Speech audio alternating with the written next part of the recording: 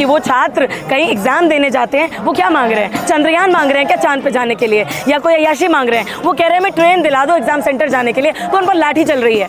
ये विश्व गुरु भारत की स्थिति है कि आप जो युवा अपनी ज़िंदगी के बेहतरीन साल, सबसे बेहतरीन साल इस शिक्षा व्यवस्था की बलि चढ़ा रहे हैं। अपने भविष्य को, अपने सपनों को 4-4, 5-5, 6-6, 10-10 साल छात्र तैयारी कर रहे हैं, उन पर आप लाठीचार्ज कर रहे हैं। तो मामला यहाँ से ये है कि अब इनसे नाक रगड़ने से तो कुछ होने ही नहीं वाला है। तो यहाँ से अपील हम देश के युवाओं और छात्रों से यही कर रहे हैं कि हम अब न तो मोदी जी के, ना सरकार के, ना तंत्र के भरोसे रह सकते हैं। केवल इस जनता का एक ही सहारा है उम्मीद का। मरी शिक्षा व्यवस्था को पुनर्जीवित करने का एक ही तरीका है, वो है जन आंदोलन। और जन आंदोलन मतलब लोग जहाँ पर भी हैं वहाँ ज़मीनी स्तर पर उतरकर जो सबसे हाशियाई तबके के मुद्दे हैं, जो इस देश की बहुसंख्यक युवाओं और छात्रों के मुद्दे हैं कि भैया 13वीं तो हमने परसों करी मरी शिक्षा व्यवस्था की, पर आपकी शिक्षा व्यवस्था से 13वीं 8वीं के बाद हो रही है, 10वीं के बाद हो रही है, 12वीं के बाद हो रही है। हर वो छात्र जो सुन लीजिए, हर वो छात्र जो रेगुलर से फॉर्मल मोड, औपचारिक शिक्षा से धकेला जा रहा है, क्योंकि आपका राइट टू एजुकेशन सिर्फ 8वीं तक है, तो फंडामेंटल कुछ भी नहीं है, उस सबकी शिक्षा से 13वीं हो रही है। युवा को देश के प्रभु को मंदिर चाहिए था, सरकार ने मंदिर बनवा दिया, और वहीं जहां मंदिर बनवाया वहीं की जनता ने उन्हें फेल किया, क्योंकि आप किसी को बेघर करके, किसी को अशिक्षित रख के, किसी को बदहाल रख के, किसी को बीमार रखकर जो अपने अच्छे दिनों की दुकान चला रहे हैं, अपने अच्छे दिनों की रोटियां सेक रहे हैं, वो जनता जान चुकी। जनता बेवकूफ़ नहीं है। इसीलिए आपने जहां मंदिर बनाया, आपने पता नहीं कहाँ की तिजोरियां भी चोरी की और कह रहे हैं कि हमारे हिंदू भाई नहीं तो किया है। अरे आप कह रहे हैं आप हमारी जेब भी मार लो और शिकायत भी ना करो, तो साफ सीधी बात है, जनता समझ रही है किसको त्रिशूल और तलवार पकड़ाया जा रहा है। उसी को जिसकी पीढ़ियों को कलम पकड़ने नहीं मिल रहा है, जिसकी पीढ़ियों को किताब नहीं मिल पा रही है, जिसकी पीढ़ियां आज भी सरकारी स्कूल में झाड़ू लगा रही हैं, पोछा लगा रही हैं, बर्तन धो रही हैं, उसी को तुम त्रिशूल और तलवार दे रहे हो। आपके बच्चे तो वैसे भी फॉरेन यूनिवर्सिटी जा रहे हैं, कॉन्वेंट में पढ़ रहे हैं, वो तो शाखा भी नहीं जाते। तो साफ सीधी बात है कि ये पूरा जो से जोड़ रहे हैं, तो आप जोड़ने दीजिए, आपको इसमें क्या परेशानी? अरे आस्था, सबसे बड़ी आस्था तो ये होगी ना कि देश में मजदूर हो, मालिक का बच्चा हो या गरीब के दलित का बच्चा हो, सबको बराबर शिक्षा दीजिए आप। इससे बड़ी आस्था की क्या बात होगी? भगवान भेदभाव करते हैं अपने बच्चों में जो आपके शास्त्रों के हिसाब से? अगर वो नहीं करते, आप कहते बेटी बचाओ बेटी पढ़ाओ, मतलब अपने घर के अंदर बेटे को भी स्कूल भेजो और बेटी को भी स्कूल भेजो। तो भैया देश के अंदर भेदभाव क्यों कर रहे हो कि भाई अमीर का बच्चा चला जाएगा, नेताजी का बच्चा, अंबानी अडानी का बच्चा अंबानी इंटरनेशनल स्कूल, कॉन्वेंट जाएगा, शेरवुड जाएगा, वुडस्टॉक जाएगा और उसके बाद विदेश चला जाएगा, उसका कोई एग्जाम नहीं होगा, कोई एंट्रेंस नहीं होगा।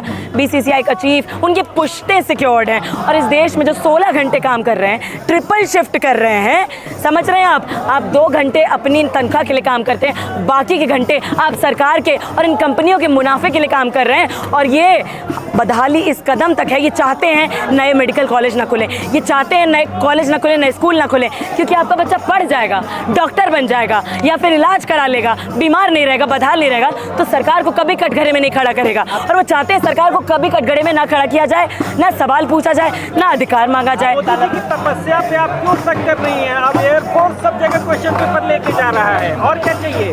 तपस्या तो ऐसी है कि तपस्या करते हुए तो 100 कैमरा लगवाने पड़ते हैं जनता को दिखाने के लिए कि कैसी तपस्या चल रही है। तपस्या एक ही चीज़ की चल रही है कि किस तरीके से छात्रों की अग्नि परीक्षा, युवाओं की अग्नि परीक्षा, स्कूल से लेके कॉलेज तक, कॉलेज से लेके आधी जिंदगी, आप समझ रहे हैं, बाल सफ़ेद हो जा रहा है स्टूडेंट का एग्जाम देते देते, गंजे हो जा रहे हैं बेचारे छात्र इस देश के कि परीक्षा कब तक लिखें, ना शादी हो पा रही है, ना घर वाले इज्जत दे रहे हैं, ना बाहर वाले इज्जत दे रहे हैं। तो ये बेरोजगारी, बदहाली और बीमारी का दंश जो इस सरकार ने हर समय पर छात्रों को दिया है, ये एक तिलांजलि है हमारे भविष्य पर। तो हम यही कहना चाहते हैं कि यहाँ मोदी जी ने देश के लिए कुर्बानी दी है, वैसे आप लोग भी कुर्बानी दीजिए ना। उन्होंने दी है ना, उन्होंने देश के भविष्य की कुर्बानी दी है, उन्होंने देश के छात्रों की सपनों की कुर्बानी दी है। हम नहीं दे सकते, क्योंकि हम सच में मानते हैं कि असली देशभक्ति वो है कि देश के बहुसंख्यक जनता और युवा, उनको उनका बेहतर और समान अधिकार मिले, बेहतर जिंदगी का सपना उनका पूरा हो, तब तो हम माने कि हाँ इसको देशभक्ति कहते हैं। तो जिन्होंने हमारी बलि, मतलब आप समझ लीजिए, हैप्पी बर्थडे कह रहे हैं प्रधान जी के जन्मदिन के दिन,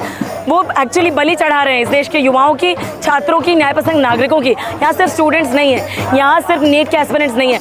आपको आश्चर्य होगा जानकर इस देश में जो 22 लाख नीट एस्पिरेंट्स हैं, उनकी तैयारी का जितना बजट है परिवारों का, उतना ही हमारा शिक्षा बजट है। समझ रहे हैं, 146 करोड़ आबादी का शिक्षा बजट उतना है जितना 22 लाख नीट के एस्पिरेंट्स का, उनकी तैयारी का बजट है।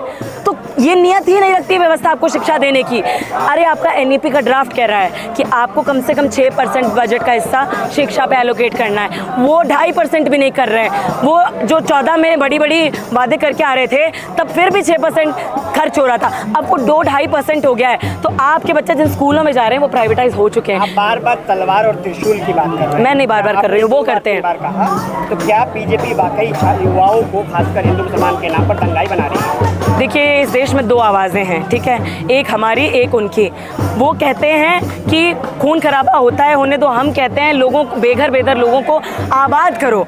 आप इस देश में छात्रों को शिक्षा दीजिए, आप उनको अधिकार दीजिए। अरे हम सावित्रीबाई फुले, भगत सिंह और नांगेली के वंशज हैं, जो साड़ी पहन के स्कूल जाती थी एक्स्ट्रा, कि गोबर और पत्थर इसी समाज के दबंग लोग उन पर फेंकते थे। और आज के दबंग जो सत्ता में बैठे हुए हैं, जो अब बड़ी बड़ी फैक्ट्रियाँ, कारखाने, कंपनियाँ चला रहे हैं, वो आज वही मंशा जारी रख रहे हैं कि बहुसंख्यक बढ़ ना जाए। वो गरीब किसी भी जाति से आता हो, किसी भी आइडेंटिटी से आता हो, वो चाहते गरीब गरीबी बना रहे, उसकी पुश्तें गरीब बनी रहें। और इसीलिए उन्होंने पूरी फील्डिंग इसी तरीके की सेट कर रखी है कि आप 3 घंटे शिफ्ट कीजिए, आप नाइट शिफ्ट भी कीजिए, आप इतने बीमार हो जाइए, उसके बाद डिप्रेशन की गोली खाने लगिए, और लेकिन सरकार को नकदघरे में खड़ी कीजिए। तो यहाँ से अपील है युवाओं से, छात्रों से, न्यायपसंद नागरिकों से।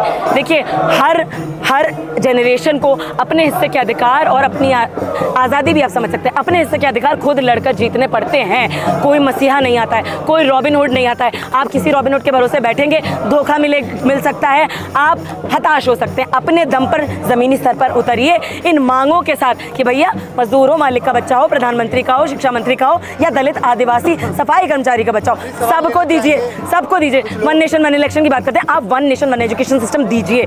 जब तक स्टार्टिंग लाइन रेस की सेम नहीं होगी, तब तक, जब तक अधिकार समान नहीं है, अवसर समान होना ही नहीं है। तो समान अधिकार मांगिए कि क्यों आपके बच्चे को नहीं मिल रहा है। जब तक प्राइवेट रहेगा, जब तक कोचिंग सेंटर रहेंगे, सरकारी की हालत कभी भी नहीं सुधरेगी, कभी उनमें बेहतर नहीं किया जाएगा, बराबर नहीं किया जाएगा। तो हमें सिर्फ बेहतरी नहीं मांगनी है, हमें बराबरी मांगनी है कि भाई आप भी, अब बताइए, अपनी दुकान का लड्डू नहीं खा रहे हैं, आप अपनी दुकान का गुलाब जामुन नहीं खा रहे हैं, अपनी शिक्षा व्यवस्था के स्कूल में शिक्षा मंत्री जी अपने बच्चे को नहीं भेज रहे हैं, इससे बेशर्मी की क्या बात हो सकती है। ये मांग उठाइए और ये मत सोचिए कि ये कोई मांगने लायक चीज़ें हैं जिसके लिए मैं नाक, ये आपका हक है। हम यहाँ कोई दलीलें नहीं, हम इनके सामने नाक नहीं रगड़ रहे हैं, हम इस व्यवस्था को याद दिला रहे हैं, उस मरी हुई शिक्षा व्यवस्था को पुनर्जागृत करने की कोशिश कर रहे हैं कि जिस देश का बहुसंख्यक हिस्सा अपनी मेहनत से इस देश में सुई से लेकर हवाई जहाज सब कुछ बनाता है, उसको उसका हक मिले।